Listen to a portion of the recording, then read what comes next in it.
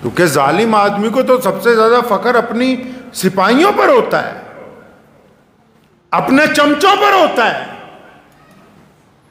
और बंदे को मरवाते उसके चमचे ही हैं। सबसे ज्यादा गलत मशवरा उसके चमचे देते हैं, सबसे ज्यादा बेईमानी का मशवरा चमचे देते हैं, सबसे ज्यादा जुल्म करने का मशवरा चमचे देते हैं, और जब तख्त पलटता है तो उसी की गर्दन उतारने का मशवरा नए हुक्मरान को भी चमचे ही देते हैं, जिनके पीछे लग के इंसान जुल्म की तरफ बढ़ता है। इब्ने साद के मुतालिक लिखा है कि मुख्तार शक्फी जो था, जिसने तख्त पे कब्जा कर लिया, जिसने हजरत इमाम हुसैन रज़ियल्लाहु ताला अन्हु और अहले बैत की शहादत का बदला लिया, तो वो और इब्ने साद पुराने दोस्त भी थे। जब सिपाही गिरफ्तार करने के लिए भेजे ना, तो उसने अपने बेटे को कहा, ये तो मेरा पुराना दोस्त है, ये मुझे कुछ नहीं कहेगा। तो उसने बेटे को बुलवाया, मुख्तार शक्फी ने इब्ने साद के, कि तुम्हारा अब्बा कहाँ है, बाप कहाँ है तुम्हारा? तो कहने लगा, अब्बा जी तो अब घर में रहते हैं, अल्लाह अल्लाह करते हैं, अब वो कोई दुनिया के मामलात में गवर्नर कल का, अब जान बचाने के लिए क्या कह रहा है जी, मैं तो घर में घुस के अल्लाह अल्लाह कर रहा हूं। फरमाया, अच्छा अब घर में ही रहने लगा?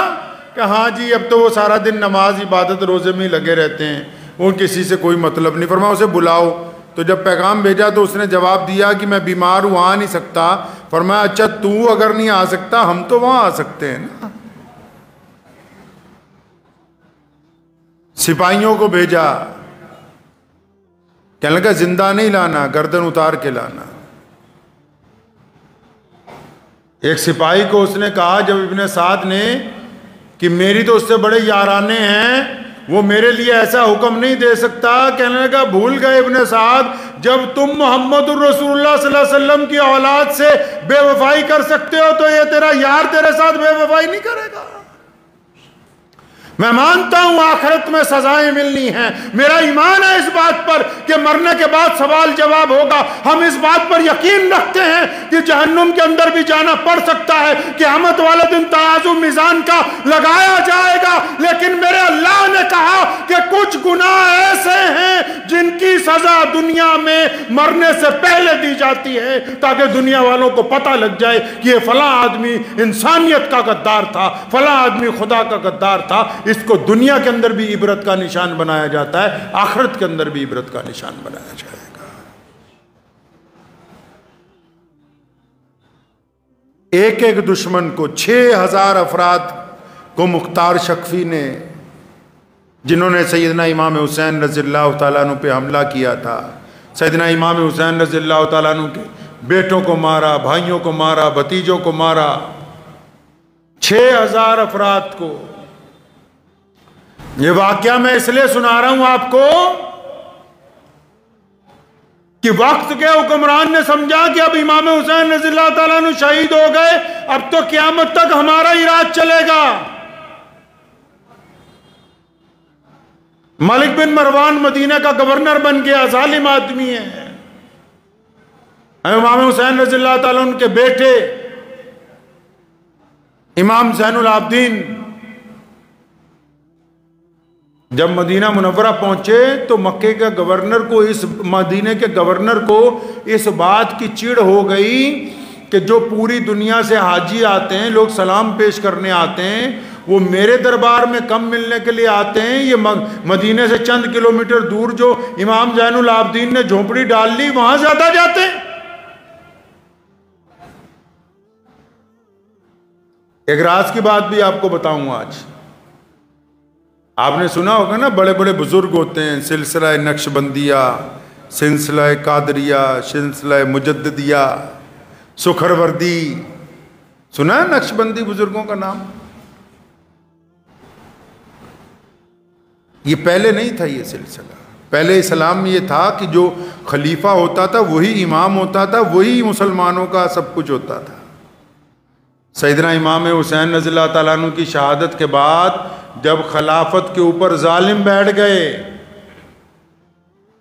खिलाफत पर जालिम हुक्मरान बैठ गए तो फिर उनसे इस्लाम की बैत खत्म हो गई। उनके हाथ पर इस्लाम की बैत खत्म हो गई तो फिर इस्लाम के लिए, ईमान के लिए, मोहम्मद रसूलुल्लाह के दीन के लिए, क़यामत तक अल्लाह और उसके रसूल की इताअत के लिए, परचम इस्लाम के लिए, सैयदना मौला अली रज़ियल्लाहु ताला अन्हु की तरीके पर चलने के लिए, मैदान करबला के परचम को बुलंद रखने के लिए, सैयदना अबू बकर के मौक़िफ़ को कायम रखने के लिए, सैयदना खत्ताब उमर रज़ियल्लाहु ताला अन्हु के अदल को कायम रखने के लिए, उस्मान ज़ुन्नूरैन की सखावत को कायम रखने के लिए, फिर नई बैत का सिलसिला, फिर इस्लाम की हकीकी बैत का सिलसिला। जब खिलाफत ने छोड़ा इस्लाम को तो फिर सैयदना इमाम ज़ैनुल आबिदीन ने अपनी झोंपड़ी से बैत करनी शुरू की। तब ये इस्लाम के अंदर ये सिलसिला शरीयत का जो है वो शुरू हुआ है। नहीं तो पहले बैत एक ही होती थी, बस खलीफा से बैत, जो मुसलमानों का हुक्मरान होता था, क्योंकि खलीफा ही इमाम होता था, खलीफा ही मस्जिद नबवी का खतीब होता था, खलीफा ही मुसलमानों का बादशाह होता था, खलीफा ही मुसलमानों का गवर्नर, खलीफा ही मुसलमानों का मुफ्ती, खलीफा ही मुसलमानों का शेखुल हदीस। लेकिन जब तख्त पर जालिम बैठ गए तो इमाम ज़ैनुल आबिदीन रहमतुल्लाह अलैह ने यह सिलसिला शुरू किया ताकि इस्लाम क़यामत तक कायम रहे। यह अहले बैत का एहसान है कायनात के मुसलमानों के ऊपर। उनको ये बात समझ आ गई कि हुकूमत के तख्त पर जो मुसलमान अब बैठने लगे, इनके अंदर ईमान की वो मियार बाकी नहीं है जो मोहम्मद रसूलुल्लाह सल्लल्लाहु अलैहि वसल्लम चाहते हैं। ये इमाम ज़ैनुल आबिदीन रहमतुल्लाह अलैह की ज़ात बाबरकत से ये सिलसिला शुरू हुआ। फिर बैत का, इस्लाम के लिए बैत, ईमान के लिए बैत, हक और इंसाफ के लिए बैत। और फिर वो सिलसिला आगे चलते चलते जैसे हमारे मुल्क में पहुंचा, इमाम मुजद्दिद अल-फसानी रहमतुल्लाह अलैह, शाह वलीउल्लाह मुहद्दिस देलवी रहमतुल्लाह अलैह, ख्वाजा मोइनुद्दीन चिश्ती अजमेरी रहमतुल्लाह अलैह, फिर वो सिलसिला पूरी दुनिया के अंदर बड़े बड़े बुजुर्गों के ज़रिए, उलमा कराम के ज़रिए पूरी कायनात के अंदर पहुंचा है। अब्दुल मलिक बिन मरवान जो था मदीने का गवर्नर, उसको जब चिढ़ थी कि लोग उधर ज़्यादा जाते हैं इधर कम आते हैं, तो उसने पैगाम भेजा, कहा इमाम ज़ैनुल आबिदीन को दरबार में बुलाओ। इनकार कर दिया, फरमाया हम जाते नहीं। और बड़ी बात समझाई मौलवियों को, मौलवियों को बड़ी अच्छी बात समझाई, बुजुर्गों को समझाई, अहलुल्लाह को समझाई, दीनदारों को समझाई। क्या बात समझाई? बादशाह अगर चल के किसी अल्लाह वाले के यहां, बादशाह कोई भी बादशाह दुनिया का,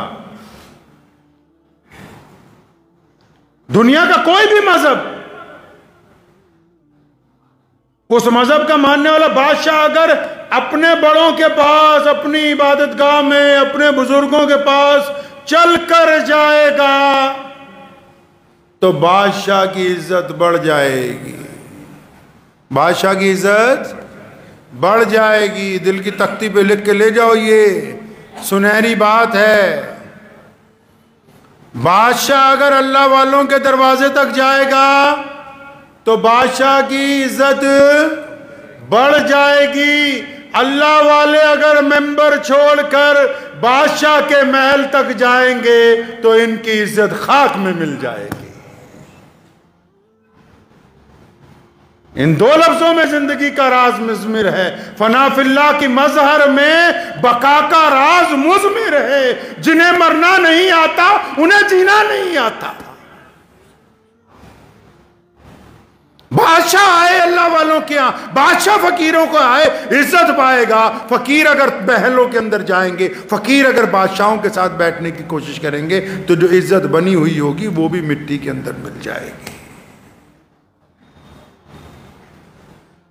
इब्ने ज़ियाद के बेटे को जब कहा ना मुख्तार शक्फी ने कि बुला अपने बाप को, कहता घर में ही रहते हैं, अब तो बाहर नहीं निकलते, अल्लाह अल्लाह करते हैं। वो लोमड़ी ने एक दिन भेड़िए को कहा भाई चल चल के शिकार करते हैं, तो भेड़िया कहने लगा नहीं नहीं मैंने शिकार करना छोड़ दिया है, अब तो जो बचा कुचा मिल जाता है बस वही खा लेता हूं। तो लोमड़ी हंसने लगी, कहने लगी ये क्यों नहीं कहता कि अब तू बूढ़ा हो गया, अब तेरे में ताकत नहीं है, अब तेरे पंजों में ताकत नहीं, अब तेरे दांत इतने तेज नहीं है, तू बुढ़ापे की वजह से बकरी को अपनी बहन बताता है जब भेड़िया बूढ़ा हो जाता है। इसीलिए तो कहा कि इबादत, नौजवानों की इबादत अल्लाह को ज्यादा पसंद है, और फिर वही नौजवान अगर बूढ़े हो जाए तो इनकी इबादत 4 गुना ज्यादा अल्लाह को पसंद है।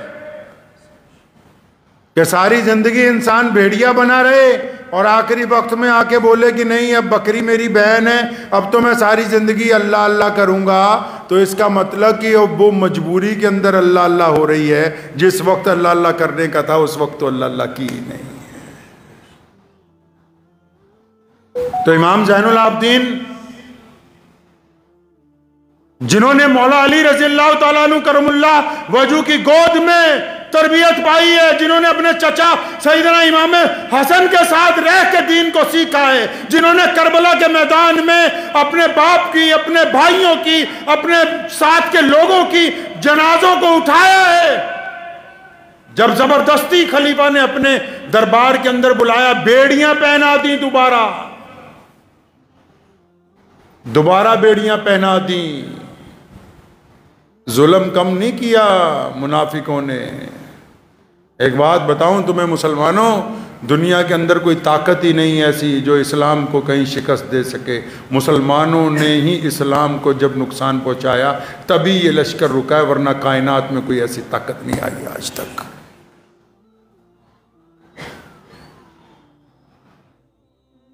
भेड़ियां पहना दी इमाम ज़ैनुल आबिदीन रहमतुल्लाह अलैह को। दोबारा जब पेश किया गया, अकड़ रहा है बादशाह कि तुम्हारे यहां लोग ज्यादा आते हैं, हमारे यहां कम आते हैं, क्या मामला है। फरमाने लगे कि मेरे अब्बा के कातिलों का अंजाम नहीं देखा, इमाम हुसैन शहीद रज़ियल्लाहु ताला अन्हु के कातिलों का अंजाम नहीं देखा, अभी बाज आ जा। कहने लगा देखो यजीद के पास पावर थी, उसने बेड़ियां पहना दी, आज मेरे पास पावर है, मैंने तुम्हारे हाथ में बेड़ियां पहना दी। ये रिवायत गर्चे ज़ईफ़ है, लेकिन बाज़ रिवायतें ऐसी होती हैं कि जो इंसान का ईमान ताज़ा करती हैं। हज़रत लिखा है इमाम ज़ैनुल आबिदीन रहमतुल्लाह अलैह के पैरों में, हाथों में बेड़ियां डाली हुई थी, और जब बादशाह ने कहा ना कि देखो हमारे पास ताकत है, हमने तुम्हारे बेड़ियां पहना दी हैं, तो गौर से उसकी तरफ देखा और फरमाने लगे अल्लाह। फिर दोबारा कहा अल्लाह। जब तीसरी दफा कहा अल्लाह, तो सारी बेड़ियां धागों की तरह टूट के पांव में से, हाथों में से, कमर में से टूट के सारी की सारी जमीन पर गिर गई। और फरमाया बिन मरवान आज सुन ले, कान खोल कर एक बात, कि हमारे पास ताकत तब भी थी, ताकत आज भी है, हम अल्लाह के हुक्म से इंतजार करते हैं। जब अल्लाह चाहता है तो हम उसकी ताकत से खैबर का तख्त उलट देते हैं, अगर अल्लाह नहीं चाहता तो अपनी शहादतें मैदान करबला के अंदर देते हैं। इस खाम ख्याली में दुश्मन कभी ना रहे कि ताकत तुम्हारे पास है, अल्लाह हमारे साथ है तो कायनात की ताकतें हमारे साथ हैं। खलीफा उठ के खड़ा होने, फरमाया जमीन पर बैठ जा। रिवायतों में लिखा है कि उसकी हिम्मत नहीं हुई जमीन पर उठने की, जमीन पर घुटनों के बल बैठ गया वहीं पर। फरमाया इस खाम ख्याली में ना रहे कि आले मोहम्मद सल्लल्लाहु अलैहि वसल्लम के पास ताकत नहीं है, अहले बैत के पास ताकत नहीं है, जो कायनात बनी मोहम्मद रसूलुल्लाह के वसीले से हो, उनके पास अगर अल्लाह की ताकत नहीं होगी तो फिर किसके पास होगी। फरमाया पहले भी थी अब भी है, बस फ़र्क सिर्फ इतना है कि हम अल्लाह के इशारे पर इसका इस्तेमाल करते हैं और अल्लाह के इशारे पर ही बस रुक जाते हैं, और कोई बात नहीं है। करबला के बाद के वाक़यात ये बताते हैं कि जुल्म करने वाले लोग जो हैं वो कभी कामयाब नहीं हुए। करबला के वाक़यात इस बात की गवाही देते हैं कि जिनका दिल अल्लाह ने बड़ा रखा है उनका नाम क़यामत तक जिंदा रहेगा। ये शिमर जिसने पानी बंद किया था, जब ये अपनी जान बचाता वो भागता फिर रहा था, तो मदीना मुनव्वरा के अतराफ में जंगल में इमाम ज़ैनुल आबिदीन को मिल गया। पानी मांगा, प्यासा था बहुत, उन्होंने पानी पिलाया। पानी पी के कहने लगा, लगता है आपने मुझे पहचाना नहीं है। और फरमाया, ये कैसे हो सकता है, तूने मेरा पूरा ख़ानदान कत्ल कर दिया, मैं तुझे ना पहचानूं? फरमाया, फिर भी पानी पीने के लिए देते हो? फरमाया, वो तुम्हारा ज़र्फ़ था कि तुमने हम पर पानी बंद किया। ये आले रसूल का ज़र्फ़ है सल्लल्लाहु अलैहि वसल्लम कि हम दुश्मन को भी प्यासा नहीं रहने देते। ज़र्फ़ की बात है, हाँ, किसमें कितना ज़र्फ़ है, सफाई से खुल गया। ये राज एक जरा सी लड़ाई से खुल गया। जो आला ज़र्फ़ के लोग होते हैं, याद रखें, दिल की तख्ती पे लिख के ले जाएं, जो आला ज़र्फ़ के लोग होते हैं उनकी जब आपस में भी बहस हो जाए, गुफ्तगू के अंदर उनका मिजाज गर्म हो जाए, तो वो गंदी बातें जुबान से नहीं निकालते, वो किसी को गाली नहीं देते, किसी पे अपना एहसान नहीं जताते, किसी की बेइज्जती नहीं करते। उनके असूल होते हैं, मैदान के अंदर भी, बहसो मुबासे में भी, दुश्मन के साथ भी असूलों के साथ पेश आते हैं। ये नहीं कि अगर जरा सी नाराजगी हुई तो एहसान जताने लगे कि अच्छा फलां सन में तुझे कपड़े ले दिए थे, फलां सन में तेरे घर में मदद कर दी थी, फलां तेरा बच्चा फंस गया था तब मैंने निकलवा दिया था। जो खानदानी लोग होते हैं, और खानदानी लोग पैसे वाले नहीं होते, खानदानी रिवायतें खून से जलती हैं। लोगों की आंखों की शर्म हया और जुबान की नरमी इस बात को तय करती है कि इनके माँ बाप किस मेयार के थे। इमाम हुसैन रज़ियल्लाहु ताला अन्हु की शहादत ने ये दीन हम तक कायम रखा है। इस बात को ज़हन नशीन कर लीजिए आप लोग। मैदान करबला ने इस दीन को क़यामत तक के लिए कायम कर दिया है। करबला में जो इमाम हुसैन रज़ियल्लाहु ताला अन्हु की इस्तकामत है, उनकी जो जुर्रत है, उनकी जो वहां पर बड़ी बड़ी ताकतों से टकराने की ताकत है, उसने क़यामत तक के लिए मुसलमानों को इस्तकामत अता की है, दीन को जिंदगी अता की है।